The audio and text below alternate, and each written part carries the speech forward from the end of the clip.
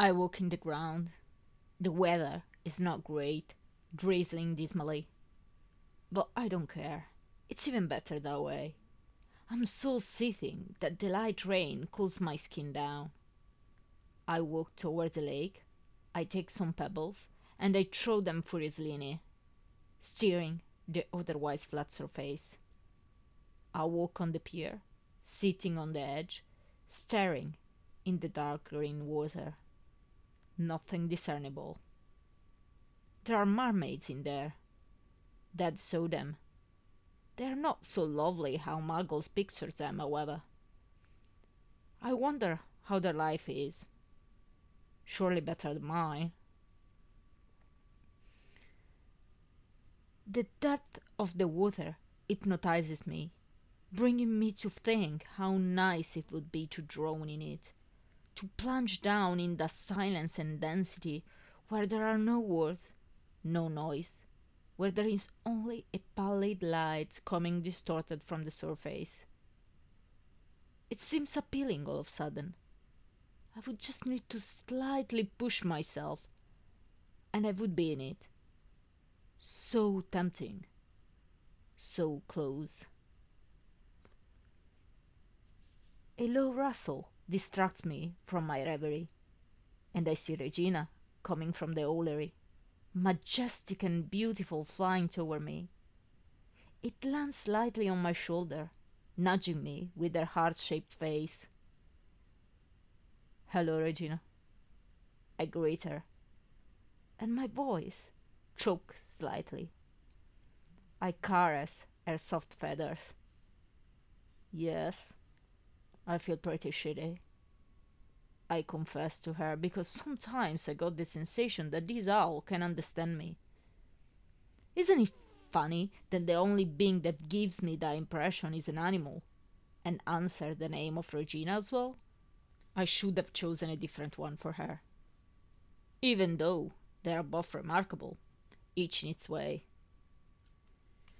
She nudges me again, and it seems so much like a boost that make me laugh a bit. Yes, I know. It's not so bad after all, you're right. I should be the happiest of the lot. I throw half-heartedly another pebble in the lake. But I'm not. I just would like to be in a place where nobody knows me. My O, I swear to God, is looking at me pitifully, which emboldened me in continuing. Yes, I know. It's impossible. My name will hunt me down everywhere. We stand there for a while, allowing the drizzle to drench my clothes. On the other side, they glide gracefully from Regina, dripping down from the edges of her feathers. Her beauty calms my wrecked nerves, giving me a moment of rare peace. It lasts until I look at the castle, and I know I must return to it. Anguish sneaks back, enveloping me like a too tight scarf. I rise heavily, trembling from the moist that reach my skin under the uniform. But I won't go yet. I've not the strength. Instead, I take a last look at the lake that locks me again, making me sleep in my hypnotic state. I stand still, glaring in it. It would be so easy. But then a soft hoot brings me back with a startle. My owl catches my attention with a flutter of wings. She looks at me reprovingly with a penetrating gaze.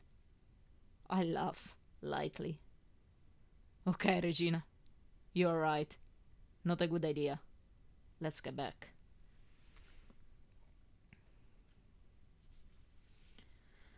The castle is quiet, as everybody is in class. In the common room, a few people are sitting poring over books. Once in my room, I wrench my clothes from me, folding them in a neat pile close to my bed because I can hear Aunt Hermione's word ringing in my ears to respect house elves' work and make their life easier if I can. I towel my hair and sleep in bed, enjoying the softness and the warmth.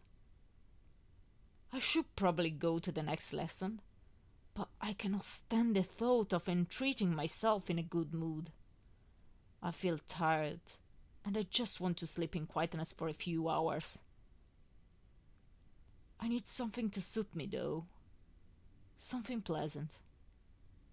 I haven't got Ophelia anymore, and for a moment I struggle to find something that might help me. I think, and nothing comes to my mind. Then, when I'm about to lose hope, a memory surfaces. During Christmas holiday, I was in my room at home and couldn't sleep. It was Christmas Day. We had spent it at the Barrow. It had been quite pleasant. Dad was pointedly ignoring Uncle Ron, but we were all there. We always struggled very much on Christmas, but everybody tried his best, and we enjoyed it in a measure. Although, when I was in bed, I found difficult to nod off. I was thinking about Lily. And then I heard a soft whimper coming from Sunrise's room. Almost inaudible. But her room, it's close to mine, and I heard it first as my door was ajar. So I went there, and she had her eyes open full of tears, all crouched on herself, squeezing tightly her plush to her chest. I caressed her curves, softened, asking her what was wrong. She had a nightmare. She told me with such a scared, small voice that I almost melted on the spot. I scooped her up, and I brought her to my bed. I hugged her, and the contact with her tiny warm body made me feel so much better immediately. She had spoken in a low whisper, just before to doze, a voice full of sleep. "I love you very much, Jamie," she said. "I love you too, midget," I replied.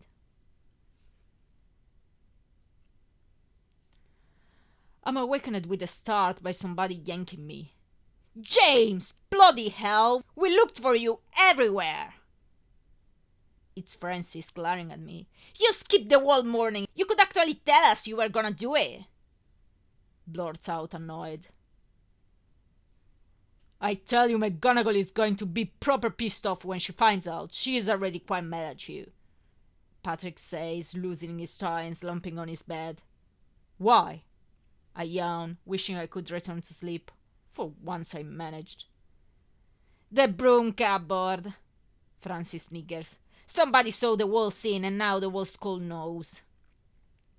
It takes me a minute to focus and remember about the morning. When I do, I turn on the other side, hiding my head under the pillow.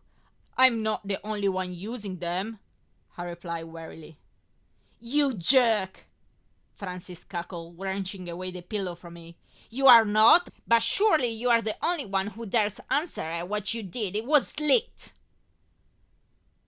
I arch my eyebrows, annoyed.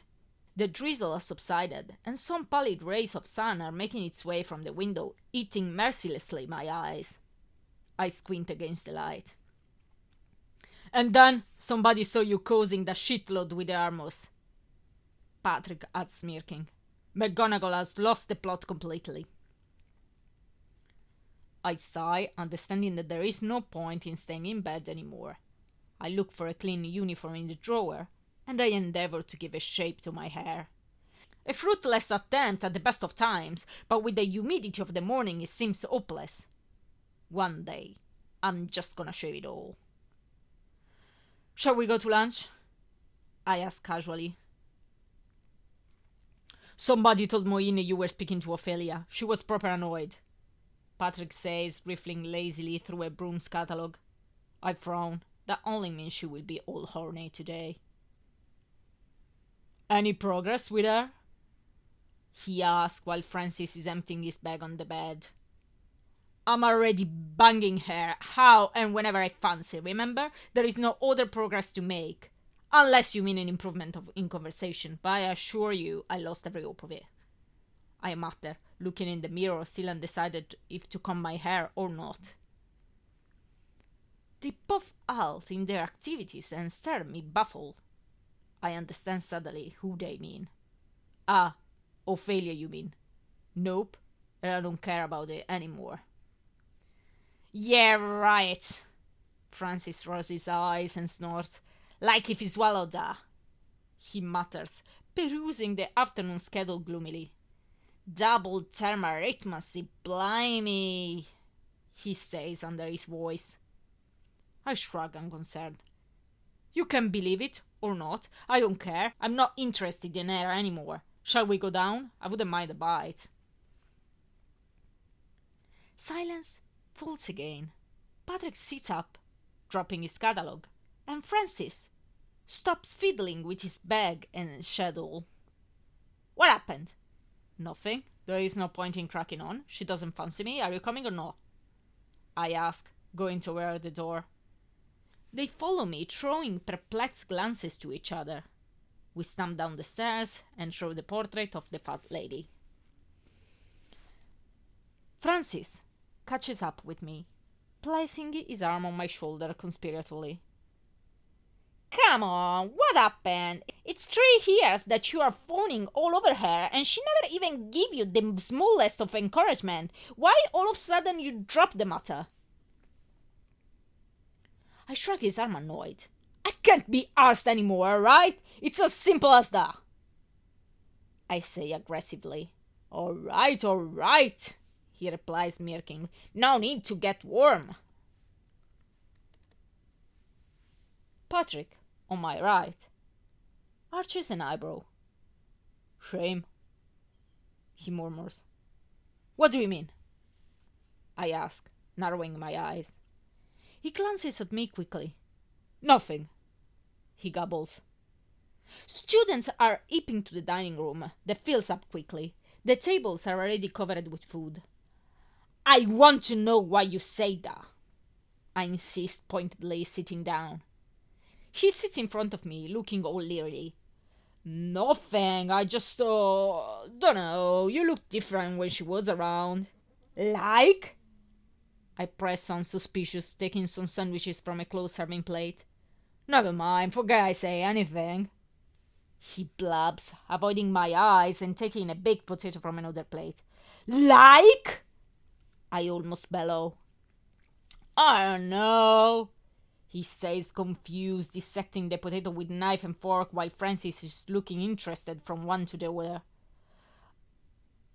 I guess, dunno, different. I guess kind of in love? He mutters, almost murmuring the last word and hunching his shoulder, probably fearing my reaction. That doesn't arrive. I'm so stunned, I can only stare at him in a paralysis.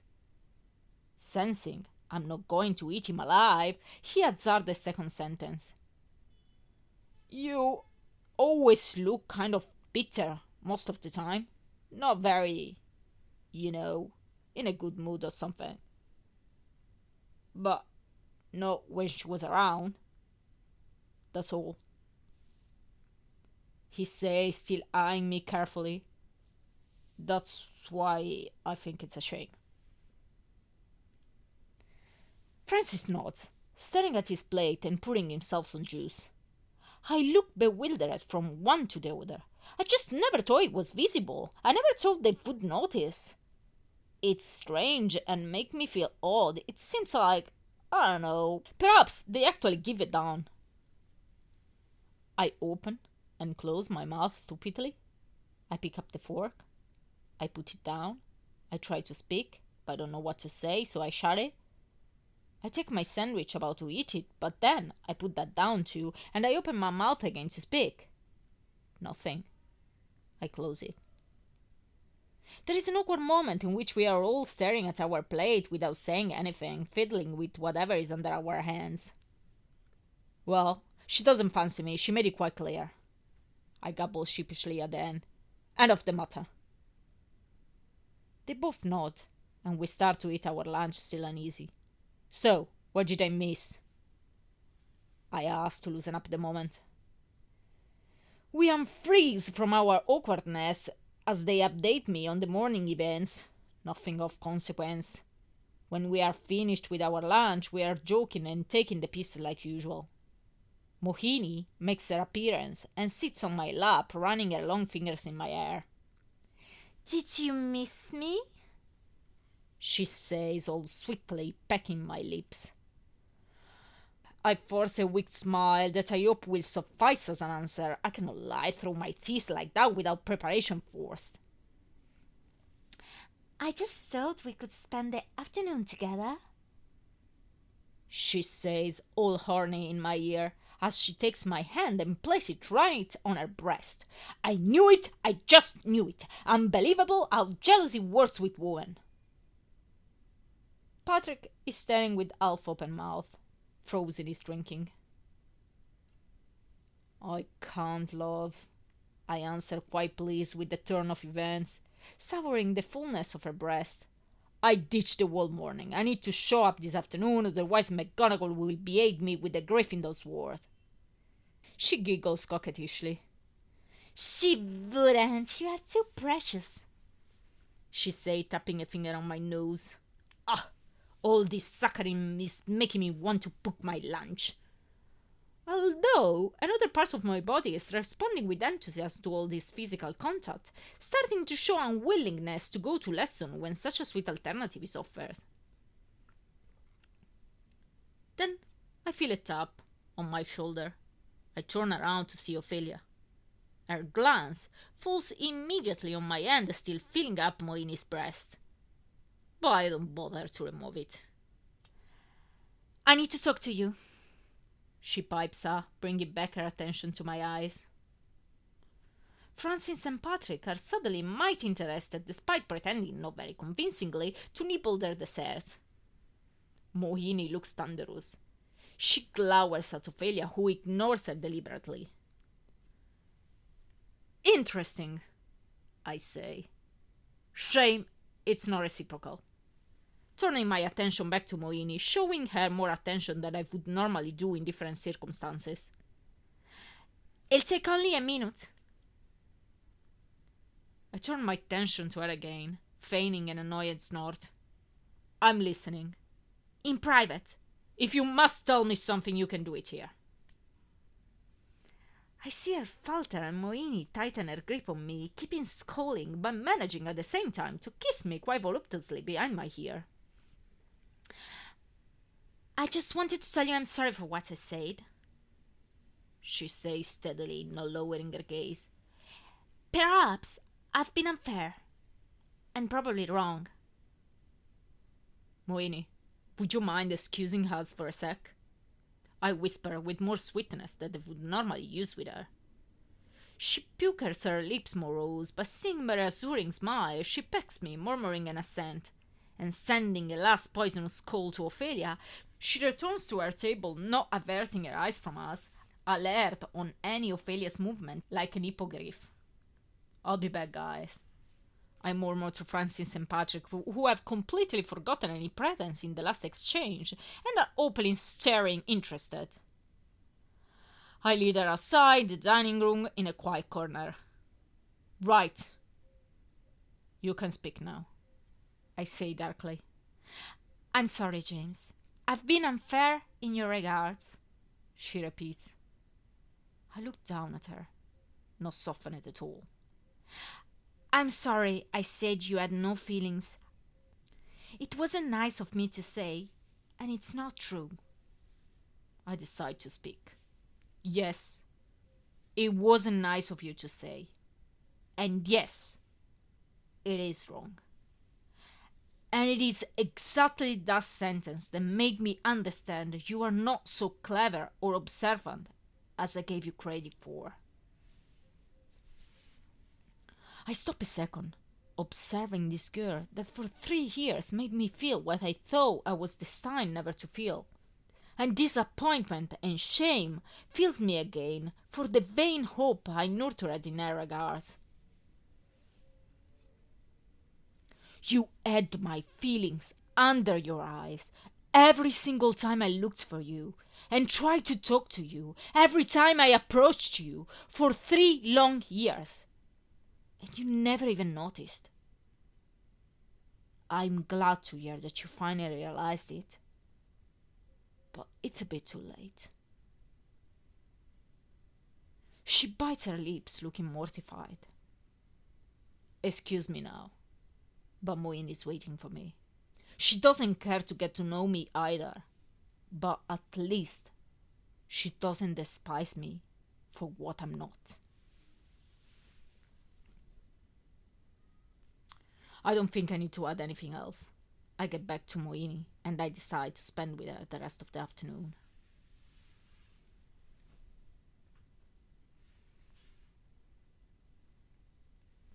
I'm in bed. Moini is lying beside me, stomach down. We are quite worn out by the frenetic activity of the afternoon. I'm up on my elbow, letting my gaze glide on her naked body. My eyes are sliding down the curve of her back, rising up on her round bottom, and slipping softly down again on her long, full legs. Her skin is quite dark, a rich color that reminds me of the morning coffee Mom used to get with a bit of milk inside. I brush my lips on her shoulder, and I can almost taste that bittersweet flavor. I can almost perceive a whiff of it. My fingers start to follow those shapes, and it seems like touching something indefinite, impalpable, so soft it makes me almost feel she could melt in me if I'd hug her tightly enough. Her sleek curving hair is spread untidily on her back and on the white pillow. The contrast is marvelous. Eyes closed, her black and long eyelashes caressing her eye cheekbones. Her mouth is even too perfect to be described, full, well designed, and an intense dark brown red. I kiss it. It stretches in a smile. Her beauty makes me feel the same way as when looking at my Regina. A beauty that gives peace. How a creature can be so strikingly perfect and so utterly stupid leaves me speechless with bewildered wonder. Nature's contradictions never stop to surprise me. I enjoy this perfect moment in which I can look at her with sheer admiration, because I know that when she'll open her mouth, it will shatter immediately, without remedy. Such a shame. We could be so happy together, and maybe even love each other, if her brain would match her beauty. But perhaps, in that case, she wouldn't find me attractive. Perhaps it would be better for me to be a degree or two stupider, so I could enjoy my situation. I wouldn't feel emptiness, but only satisfaction in being able to get laid with such a stunning girl. I wouldn't mind about her being vain and superficial, because it would be the same, and I wouldn't wish to be able to have a worthwhile conversation, but only shag her, as much as I can. And then look for another one, as perfect looking as her. I caress her hair, and I sigh. You look beautiful, Mohini, I whisper in the end, deciding to break this enchanting silence, knowing I regret it, but unable to stop my overflowing admiration. She giggles softly, without opening her eyes. She winkles her nose, and she's so pretty that I would almost be willing to swap brain to give her mine, better suited to her look. We would anyway both be winners. I would be happier with her brain. I could be happier. Thank you, Potter. You're not bad either. Why do you always call me Potter? You can call me by my first name as I do. We are intimate enough, I dare say. I say playfully, brushing my palm along her spine, finishing with a firm grope at her buttocks. She titters again. I don't know. I like Potter better. Why? She shrugs her shoulders. Butter means something. It gives prestige, she mutters half sleepily. While James, I don't know, that doesn't mean much, innit? And as she speaks, she turns her head on the other side. My spirit sunk. But at the same time, I'm surprised. I never thought I would hear something clever coming out from her mouth.